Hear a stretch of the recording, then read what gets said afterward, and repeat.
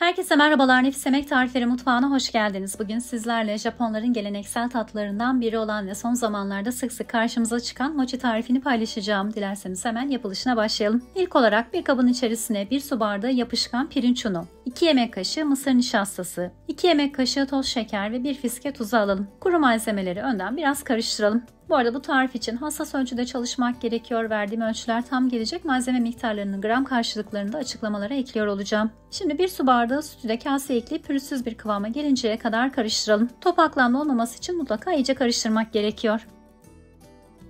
Hazırladığımız karışımı kaynar su dolu tencerenin üzerine oturtalım ve benmer usulü yöntemiyle karışımı sürekli karıştırarak pişirelim. Bu aşamada kabın kesinlikle suya değmemesi gerekiyor. Sadece suyun buharıyla pişireceğiz. Ayrıca buhardan elinizi yakmamak için dikkatli olmanızda fayda var. Sabırla karıştırmak gerekiyor. Isındıkça yavaş yavaş kıvam almaya başlayacaktır. Yaklaşık 12-15 dakika arasında pişen hamuru şimdi ocaktan alıp soğumaya bırakalım.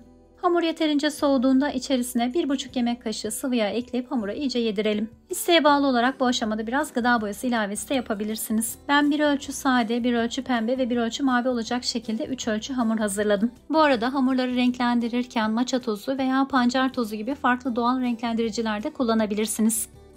Artık hamurları şekillendirmeye geçebiliriz. Bunun için tamamen soğuyan hamuru tezgaha alıp nişasta yardımıyla biraz toparlayalım. Ardından 8 eşit parçaya keselim. Verdiğim ölçülerle toplamda 8 tane beze çıkıyor ancak benim yaptığım gibi farklı renklerde mochiler için 2 veya 3 ölçüde yapabilirsiniz. Parçaları daha sonra elimizle yuvarlayarak beze haline getirelim. Şimdi bezeleri yine nişasta yardımıyla tek tek açalım. Mochi hamuru oldukça yapışkan bir hamur, bu yüzden şekillendirirken mutlaka nişasta kullanmanızı tavsiye ediyorum. Şu anda açtığım pembe hamurun içerisine soğuk sütle çırptığım pastacı kremasından sıkıp üzerine kayısı parçaları yerleştiriyorum.